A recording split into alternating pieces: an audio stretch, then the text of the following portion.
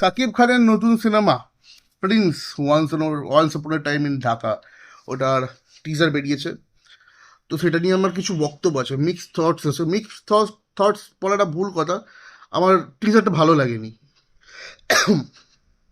টিজারটা ভালো লাগেনি কারণ সেই সেম কাইন্ড অফ জিনিসই চলছে সাকিব খানের। রায়ান রাফি তুফান দিয়ে যে জিনিস বারটা সেট করেছিল, সেটাকে ভাঙিয়ে কতটা খাওয়ার মতো চলে যাচ্ছে কন্টিনিউ।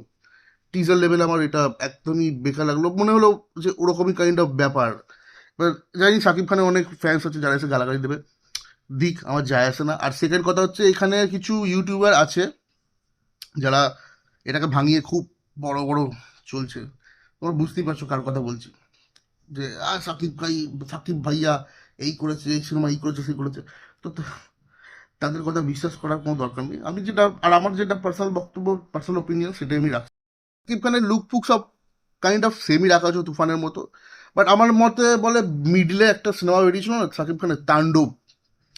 আই থিঙ্ক ওটা অনেক বেটার ছিল, কারণ সাকিব খানের পারফরমেন্সও অনেক ভালো ছিল। দেখো, তুফান সিনেমাটা খুব একটা ভালো নয়, রায়ান রাফি করেছিল, খুব একটা ভালো নয়। কারণ তুফান দেখে আমার একদম কিছু কিছু শর্টস তো এমনও ছিল যে যেখানে ভুল করে অ্যাকশন সিকোয়েন্সগুলো ভুল করে ধরা ধরা পড়ে গেছে, যে গুলি লাগাচ্ছে না, এমনি পড়ে যাচ্ছে কাইন্ড অফ ব্যাপার।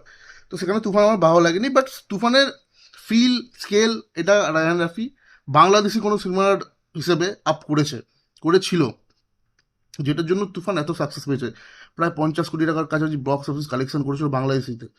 ভারতে চলেনি, সেটা আলাদা কথা। তাণ্ডব ভালো সিনেমা ছিল। বরবাদটা ঠিক আছে, চলো, আহ, অতটা ভালো না হলো, কিন্তু সিনেমার কি বলে, পিকচারাইজেশন বা প্রেজেন্টেশন, এটা কিন্তু খুব ভালো ছিল।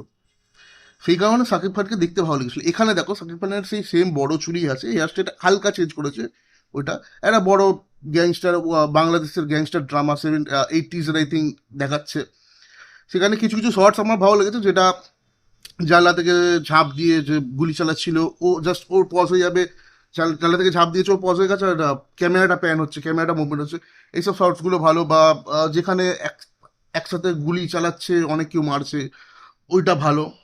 কিন্তু কিন্তু কিন্তু কিন্তু এই সেম মেশিন গান নিয়ে তুফানেও ছিল, তাণ্ডবেও ছিল, তাণ্ডব না, বরবাদ না কিসে ছিল, সব জায়গায় এই মেশিন গানটা নিয়ে। এবার কিছু তো আলাদা করো, একটা জিনিস দেখে চলে গেছে বলে কন্টিনিউ সেই জিনিসটাকে চালিয়ে যাওয়ার তো কোনো মানে হয় না।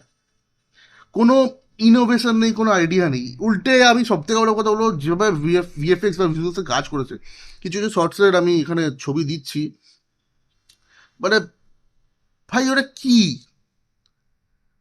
কোনো কাজটাকে ঠিক করে করা হয়নি। জাস্ট ঈদ আসছে বলে, সিনেমা রিলিজ করতে হবে বলে, কোনো রকমের ওই টাইম লাইনের মধ্যে কোনো রকমের শ্যুট করে চালিয়ে দেওয়া হচ্ছে। এটা অ্যাকচুয়ালি আমাদের না, এটা আমাদের রিভিউয়ারদের বা কারোর কথা না শুনে সাকিব খানের ফ্যান্সদের এই মানে কমপ্লেনটা করা উচিত, যে তোমার এই টাইম লাইনের মধ্যে সিনেমা ঈদে বার করতে হবে বলে এইটুকু টাইম লাইনের মধ্যে যা হচ্ছে তা করে তুমি বার করে দেবে। শর্টসগুলো কি বাজে দেখাচ্ছে, প্যাথেটিক।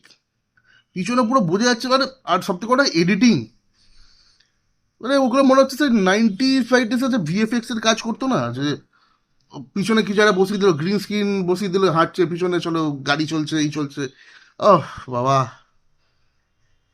এইগুলোকে কাজ বলে? কি প্যাথেটিক কাজ করে।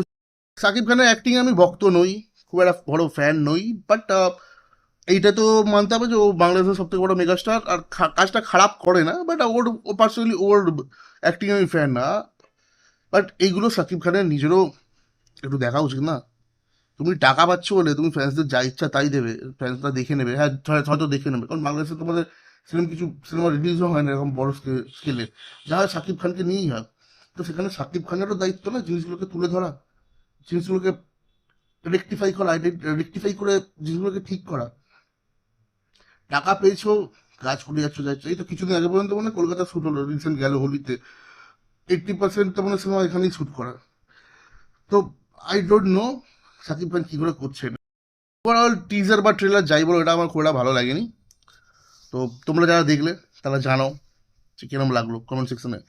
নতুন হলে চ্যানেলটাকে সাবস্ক্রাইব করে দাও, বেল আইকনটাকে প্রেস করে দাও। দেখা হচ্ছে খুব তাড়াতাড়ি একটা নতুন ভিডিও। চলো টাটা, বাই, টেক।